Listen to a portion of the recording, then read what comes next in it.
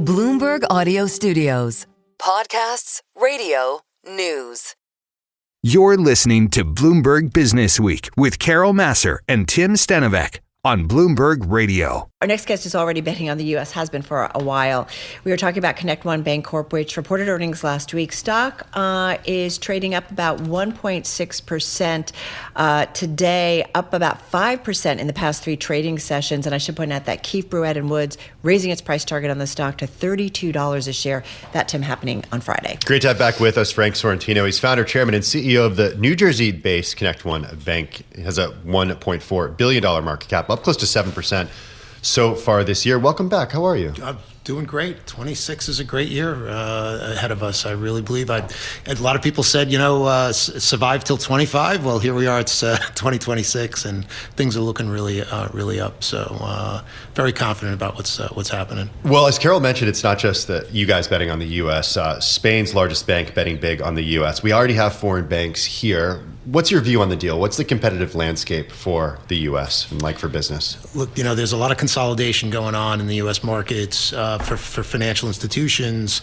The United States is a sort of a rare breed across the globe where we have some 4,300 banks today, which you don't find in most countries. And so there's a natural consolidation going on. We have a very, very accommodative administration and regulatory agencies that are allowing for some of those M&A activities to take place.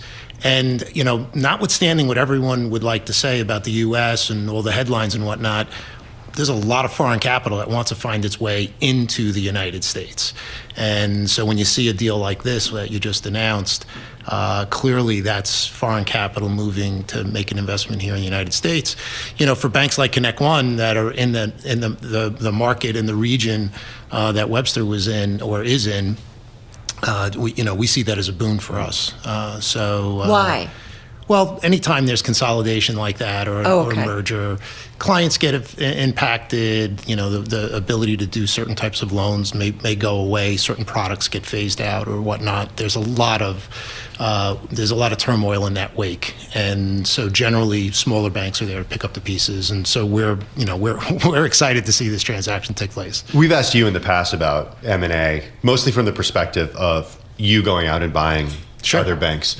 What about bigger banks coming knocking on your door? Does that happen? Listen, it's always, I've said to our investors, our everyone, where, our job is to continue to make ourselves unavailable to be sold, but certainly that's always a possibility for every institution, and it should be for every company, right? It forces you to run your company in the best way possible, but, certainly there's always that opportunity out there.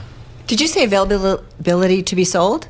Always. Every company should look at their business plan and their model, looking at what value. If you want to talk about a value of a company, right? The value is what someone's willing to pay you for it, right? Right. So, how do you set the company up to be the most profitable, the best company in your market, in the products that you provide?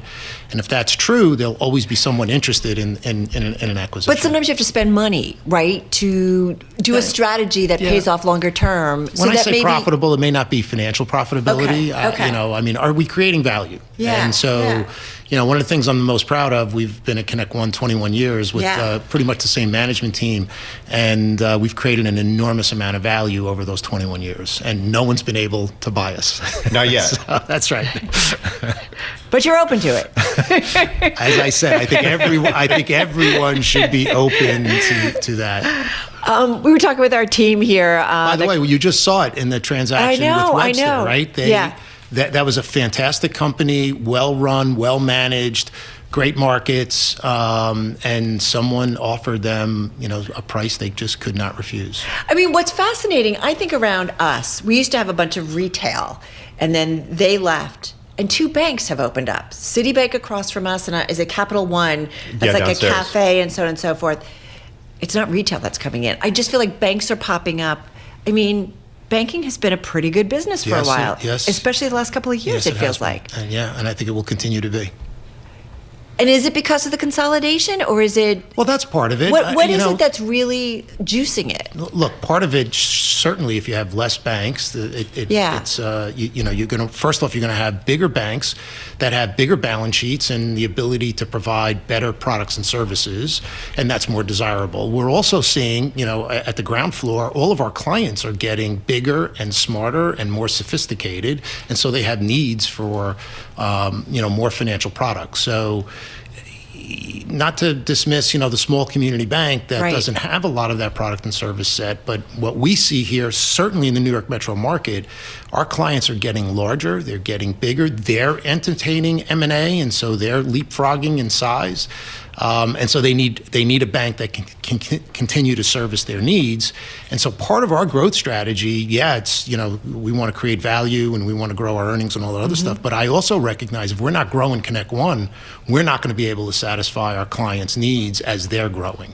And to me, that's an incredibly important part of our organization. One of the reasons we like to talk to you is because you have a great view on small business, specifically on construction, on builders. That's sort of the DNA of your bank. You've been really consistently, quarter after quarter, at least with us, optimistic about that demographic that you serve. Does that optimism remain today? Yeah, nothing's really changed in my view, and through the clientele that we have relative to when we talk specifically about construction and probably in multifamily and industrial warehouse and manufacturing in those areas.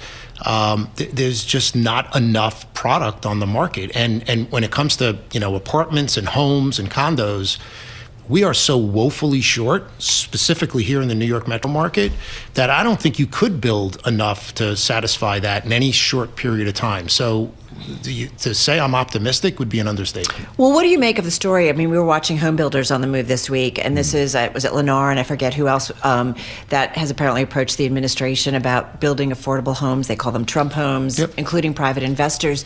It sounds like there's a lot of details to be worked out.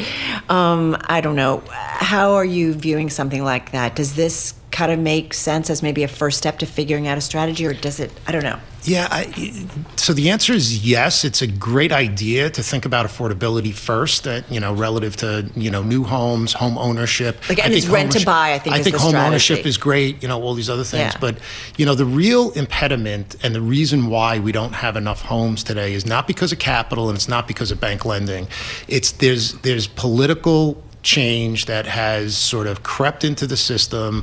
You just can't build. You have to, between environmental issues and the parochial town by town issues, zoning issues, insurance needs, whatever it is, creating this environment where it's just difficult to build.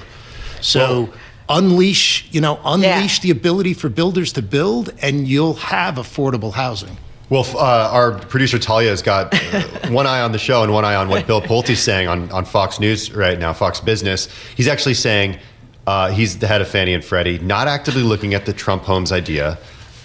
He's saying this on Fox Business as we speak. So come and go pretty quickly. Well, that's just one. Yeah. One voice there. But an important one when it comes to certainly the housing market. As you're talking about housing and you've got me thinking about infrastructure, and maybe it's because we're seeing this right now in the midst of a sort of unprecedented or historic freezing weather here in New York and challenges that are associated with that. But you've got a lot of big players betting big on infrastructure right now.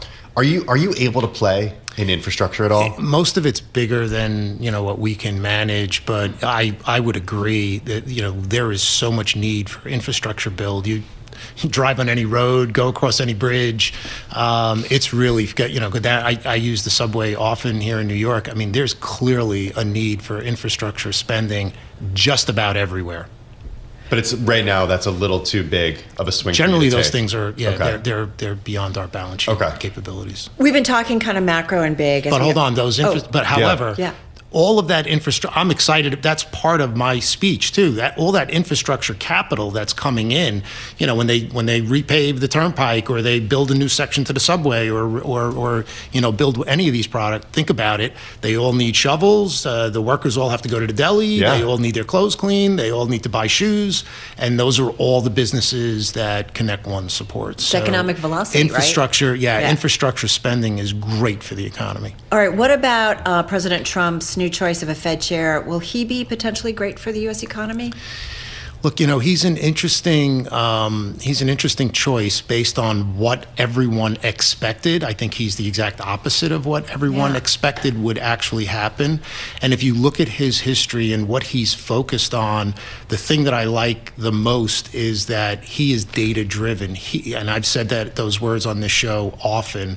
I think the Fed needs to look at the data and make decisions about what they're going to do with our money supply. You've heard me speak many times on this show about that interest rates maybe aren't the most important thing we need to be focused on, but the Fed balance sheet is. And very few people want to talk about that. He wants to talk about that, and he is saying that Fed balance sheet is too big. It needs to be reined in. It is causing market distortions, and really interest rates can afford to be lower if we get the Fed balance sheet under control. And I happen to absolutely agree with that position. Don't go. Can you just stick around? We got 2.5 hours to go? Always appreciate it. We get such a great view of what's going on. Glad you're optimistic. We could use some optimism, certainly here in 2026. Frank, thank you so much. Always great to be here. Always appreciate it. Frank Sorrentino, founder, chairman, and chief executive officer of ConnectOne Bancorp, joining us right here in studio.